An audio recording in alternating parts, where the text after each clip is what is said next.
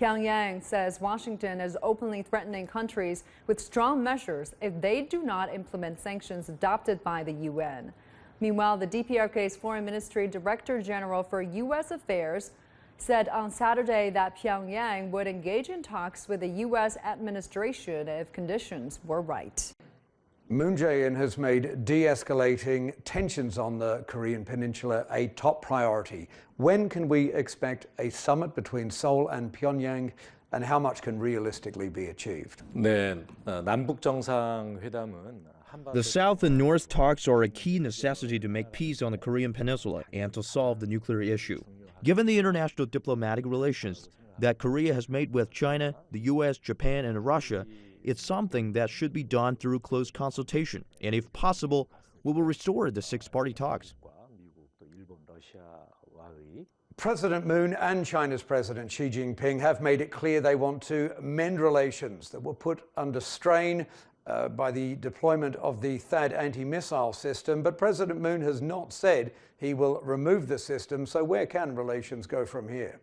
문재인 대통령은 사드 문제에 대해서 Moon Jae-in won't make any immediate decision on that. The interests of China and the United States are colliding with the Northeast Asia military balance. In fact, the Republic of Korea plays a role in this action because our last government stepped forward more actively and it became a China-Korea problem instead of China-America. This is the biggest Northeast Asia conflict issue, and we will focus on a reconciliation and finding an agreement between Korea and China. Our parties have said that a ratification of THAAD in the National Assembly is necessary. It requires an international consensus and a national consensus by passing the National Assembly. On top of the pressure from China, many South Koreans were disappointed by U.S. President Donald Trump's call for South Korea to pay for the deployment of THAAD. Where do U.S.-South Korean relations go from here? 한미 동맹 관계는 한국 외교에서 The alliance between Korea and the U.S. is very important and is fundamental to Korean diplomacy. We can say that Korean-U.S. alliance will continue to develop further. President Trump says South Korea must pay the cost of THAAD. From that perspective, I suspect the importance of the alliance between the two countries is slightly weaker.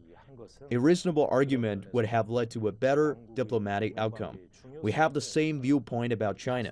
China is critical of America's protectionism, so we think the Chinese government should not be taking excessive economic retaliation against South Korea either. So there should not be the decline in trade between Korea and China. 저희가 중국에 대해서도 같은 입장을 가지고 있습니다. And Mr. Moon Jae-in about having six-party talks and also about even possible to talk to the North.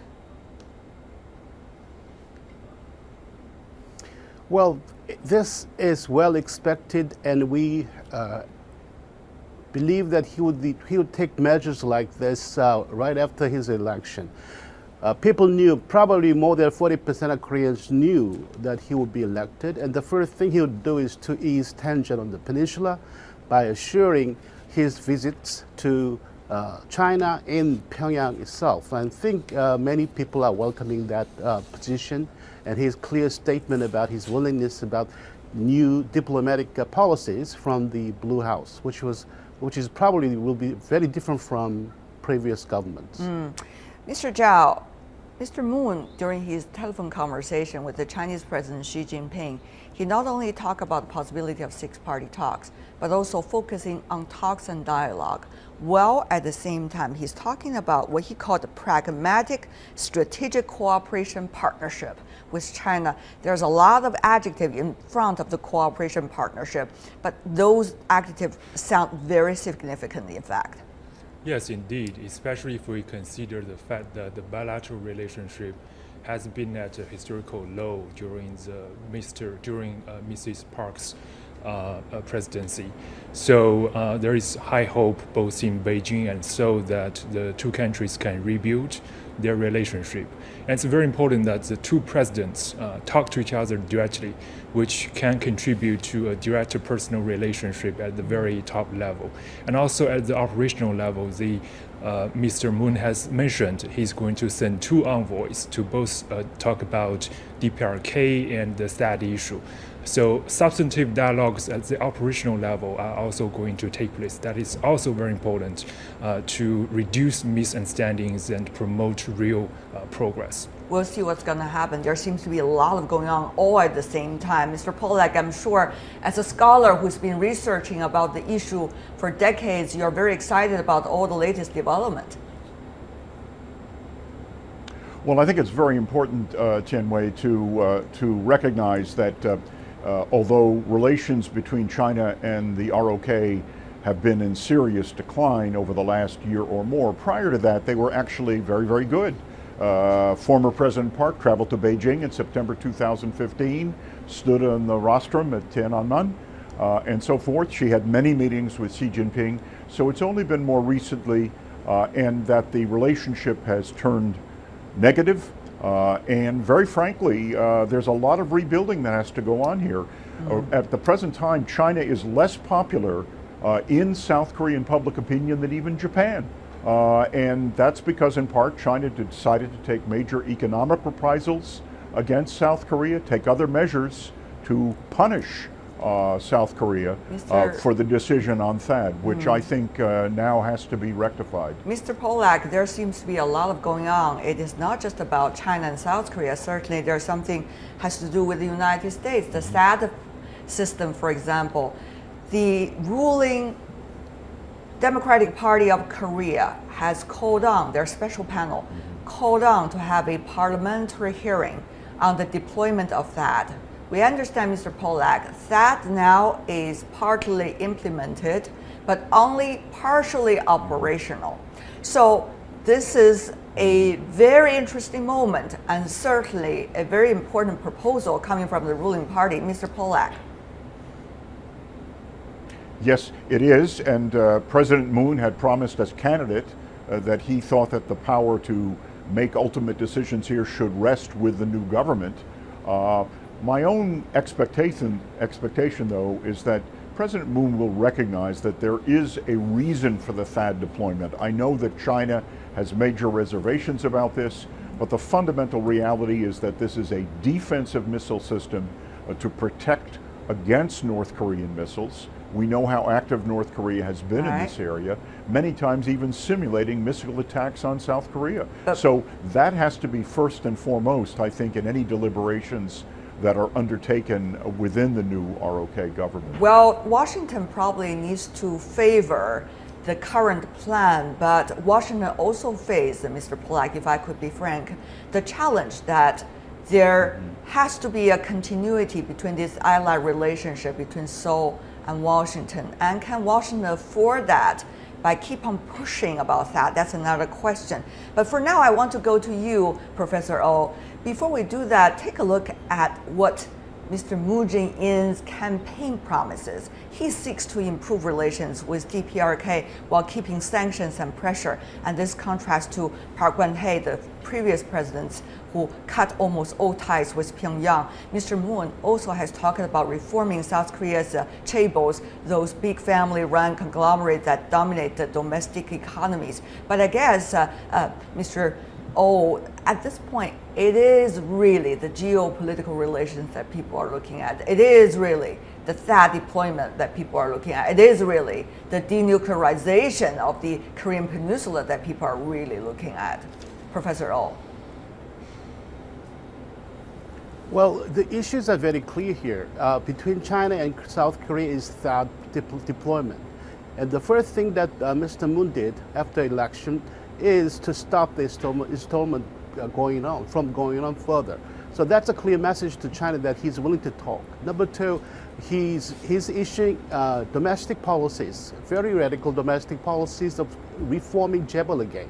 And also number three, he's talking to Russia and North Korea, probably by indirect means, of course. But nonetheless, it's very clear message that he's willing to reopen Kaesong plant industrial zones. Establishment over there. Plus, and he's willing to talk to North Korea about peace rebuilding process here. And the most important thing is to resolve all the misunderstanding between China and South Korea regarding THAAD, because it is number one, very important for South Korea, even for Mr. Moon himself, to protect and defend South Korea from northern invasion through missile means. So everybody has to be very clear here. The problem comes from North Korea. We need to talk through six-party talks, probably, to stop the threat from the north first. That's, I think, the beginning understanding that all has to make before we directly talk to north. Right. Mr. Zhao, what about that plan that Professor Oh from South Korea just mapped out? Is that going to be possible? After all, six parties involve six parties.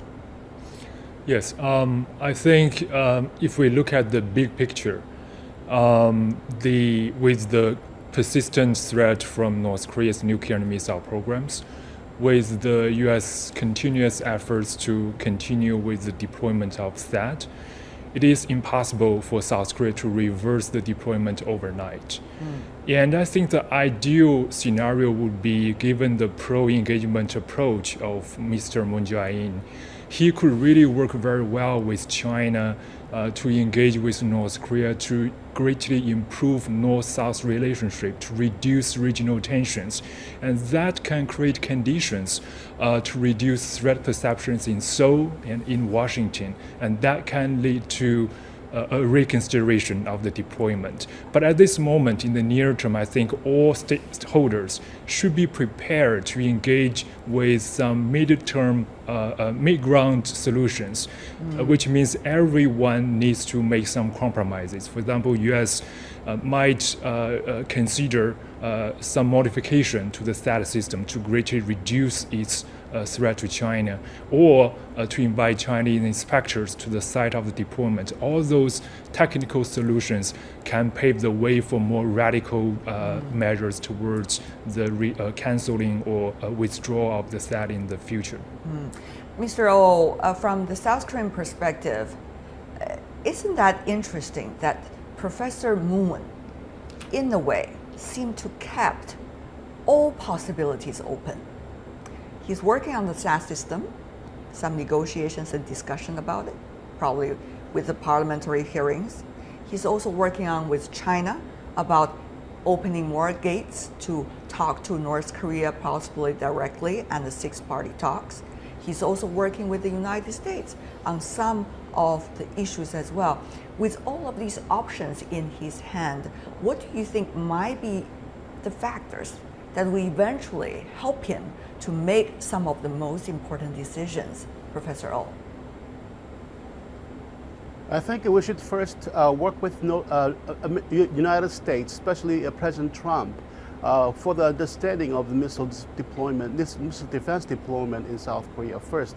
I think that's the priority here. And that priority is same as the second priority that we need to require from the Chinese government, that the purpose of that is not to attack or to surveil China, but to defend South Korea from possible northern missile attacks.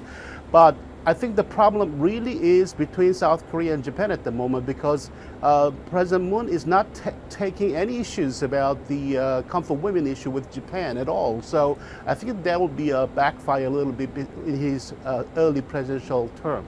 You know, Mr. Polak, when you have six-party talks, you're going to see every party seem to bring out what seem to be the issues as they claim to be the most important ones. And yet that makes the discussion really bogged down by all kinds of things. And that was also one of the reasons why the earlier rounds of six-party talks were not that successful. Mr. Polak, do you think there are momentums coming from all sides to make it possible this time?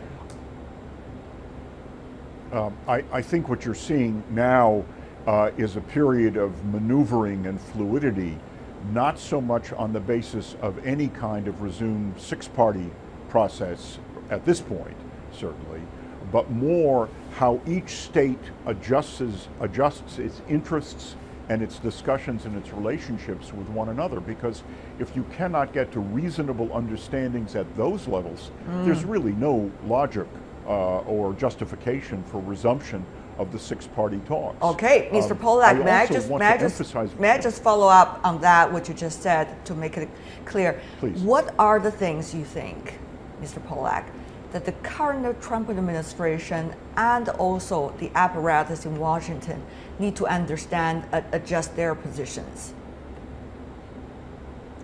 Well, actually, the good news right now is that the concerns that were so much evident during March and April, fears of another nuclear test, fears of a long-range missile test, have not occurred. This suggests actually to me that the process of enhanced pressure and indeed a much more coordinated strategy between the United States and China may have been having some real effect. We have to see if that's sustained over a longer period of time. But what's important now is that there's a new Korean government, so the Korean voice coming from Seoul will be heard much more loudly and prominently than it has been in this period of protracted political crisis in South Korea. But I think you also must remember, Tianwei, that President Moon's fundamental priorities are domestic, at least as much as they are international. And in this respect, his party does not have a majority in the National Assembly in Seoul. So that therefore he has to find a way to build coalitions of interest across the political divide in South Korea if he is going to make significant headway and progress. That's exactly what I really want to follow up with, but you have already said it, Mr. Pollack. Therefore, I want to throw it back to Mr. Zhao here in Beijing. I mean, you see, President Moon has his agenda, and yet he has to work with everybody in order to achieve main parts of his agenda.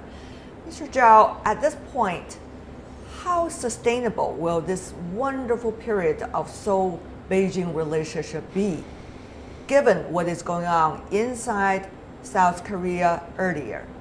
Meanwhile, how sustainable from the Chinese perspective does China-US relationship be at this point on the issue of Korean Peninsula? There seems to be some consensus going on already. How sustainable that will be, Mr. Zhao? Well, I think you are exactly right. I'm a little concerned, in fact, that Mr. Moon Jae-in might exhaust himself.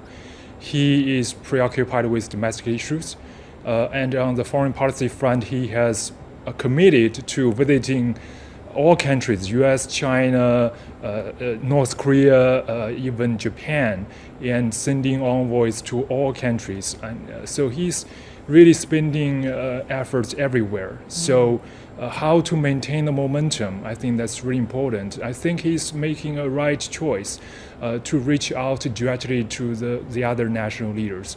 He's probably going to DC very quickly, and hopefully he's coming to Beijing soon. And directly meeting with those national leaders would go a long way to pave the ground for building basic common understandings on what's the grand strategy to deal with the most perplexed issues like North Korea, like that. I think that's critically important. And also he is sending operational level envoys to all capitals, and those operational level coordination is also critically important in exploring the substances of these different opinions. So I think he's doing something right, but I hope he can strike the right balance between domestic and foreign policy issues. And you know, Professor Oh, from the South Korean perspective, I guess, this is really a window opportunity. I mean, he's fresh in the office, he's fresh in his approach to everybody as far as he is the president. So that window opportunity should not and cannot afford it to be missed.